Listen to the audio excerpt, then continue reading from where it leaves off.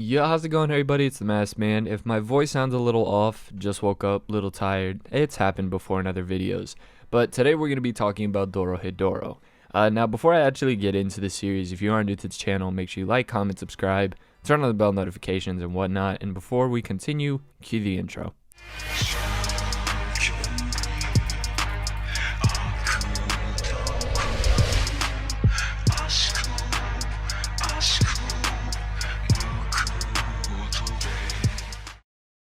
So if there was a way I could describe the overall feel of Dorohedoro, Dorohedoro kind of feels like an overall typical shonen, right? A really well done typical shonen, but masqueraded as a brutal seinen.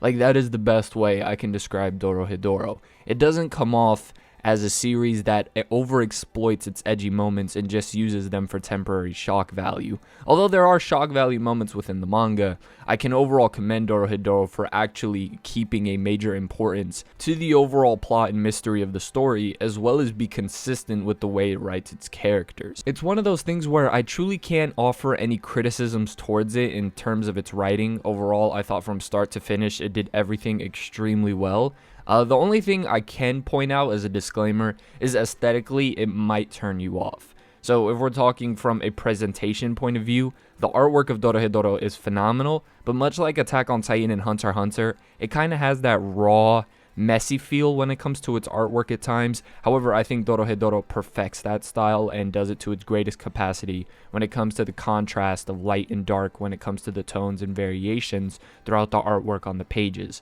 In other words, Dorohedoro's artwork is up there with the best of them. What I meant, though, by aesthetically what might turn some people off is you instantly get thrown into this world of Dorohedoro that honestly feels like a junkyard. So that's the overall look of Dorohedoro. Honestly, the buildings are a mess. Everything in Dorohedoro looks like a mess, but yet it comes off is really well done. The character designs are also super cool in Dorohedoro, but this overall world of magic users, and again this just junkyard Detroit feel, is, well, something that might not attract you aesthetically. I think the first time I actually heard of Dorohedoro or saw anything about it was from the Scambully Reviews video, but in that video I'm pretty sure he just addressed the anime. I myself have not seen the anime yet, but I might end up checking it out because I really enjoyed the manga. Now, when it comes to the overall premise and plot of the story, essentially it starts off with our two protagonists, Nikaido and Kaiman. Now, Nikaido and Kaiman, at the beginning of the manga, you end up finding out that they kind of hunt down magic users, and while Kaiman himself mostly has a distaste for magic users, so yes, magic is something that is prevalent within the story of Dorohedoro.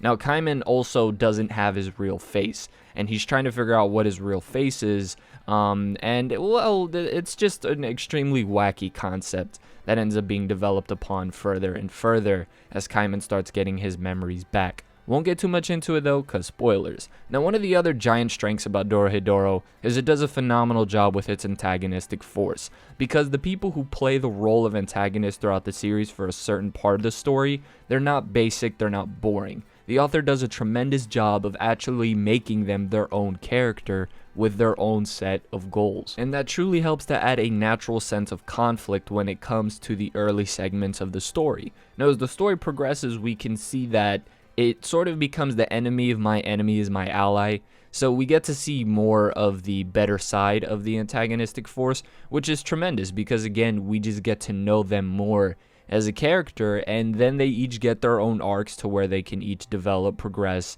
and accomplish whatever goal they need to. Now, Dorohedoro is also kind of like JoJo's in the sense that if you breathe or walk in the world of Dorohedoro, you're most likely eligible to die. Like, no one's safe from being killed in Dorohedoro. No one. And I also see this in Gantz utilizing this strategy of kind of having no character safe from death, and that keeps the reader not only on their edge, but it also makes the feeling of tension within the story so great, because you never know who's next. And one of the other beautiful things about Dorohedoro, and it just overall adds to its wacky feel and messy style, is that despite how dark and bleak the story can be at times, and the overall just look based off the artwork and whatnot when it comes to the manga, It does a great job with its comedic moments, and it has a good amount of them, a lot more than most of the other dark seinens that I've read. If there was truly a way I could describe Dorohedoro shortly, the best I can, would it kind of, the overall structure of the story for me feels like an Urasawa manga, but on some heavy crack, with a little bit of shonen meth sprinkled in. Like, I don't know if that paints the picture clear in your head, and for those that have read Dorohedoro, hopefully that's somewhat accurate. And the reason I say an Urasawa work is because the Urasawa mangas that I have read, they do a phenomenal job of setting a mystery from the beginning of the story, capitalizing on that mystery to keep the intrigue of the story going all the way from beginning to end. And that's exactly what Dorohedoro does with its main mystery.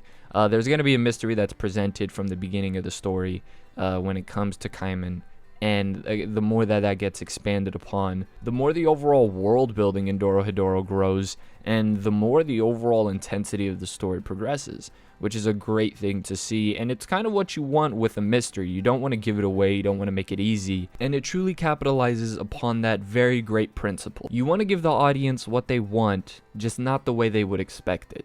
Dorohedoro does that 100%. Now, I've heard complaints about the ending at times when it comes to Dorohedoro. Not to the extent as like Gantz. I think most will agree that Gantz's ending was a bit iffy, right? Although I didn't personally dislike it that much. It was still a bit of a mess, if I'm being completely honest. When it comes to Dorohedoro, I think it did a really good job with its ending. Because it drags out that final arc for a good bit, therefore all of the characters get their moment, and all of the things end up wrapping up. I don't necessarily see any major plot holes, any moments where the characters' importance or the overall themes that were important to this character being violated when it comes to the ending. Again, I have no criticisms for it. So from beginning to end, on every level, Dorohedoro just gets a thumbs up from me. Out of all of the mangas that I've been reading over the past year, this has probably been one of the most enjoyable reads that I've had. Personally, my favorite character in the series is Shin, the guy who wears the heart mask. That dude is raw, even though Shen and Kaiman are also up there as well. For me, Shin is just my favorite. But if you're not bothered by gore, nudity, or the overall messy junk aesthetic that can come off with Dorohedoro, its overall wacky style basically, then this might be an extremely enjoyable read for you as well. Dorohedoro, in fact, does make my personal top 10. It goes below Pluto, but above 20th Century, and it's really, really close, actually. I'm still kind of back and forth on 20th Century and Dorohedoro. Story-wise, Urasawa is a lot more serious with his characters than the author is for Dorohedoro, but nonetheless, I think the story and the overall plot was done and executed phenomenally, and visually, Dorohedoro is one of the best out there. This would 100% be one of the mangas that I would recommend to you. It's not that long with only 160 chapters, but it's able to do a lot during that time span. This is one of those mangas that I think if you read it, you just won't ever forget it. Whether you liked it or not, this is going to be one that you remember for sure. So with that being said, again, I hope you enjoyed the video. If you are new to the channel, make sure you like, comment, subscribe, turn on the bell notifications, trying to hit 100K before the year ends. And as always, this has been The Masked Man. Hope everyone has a blessed rest of the day, and peace.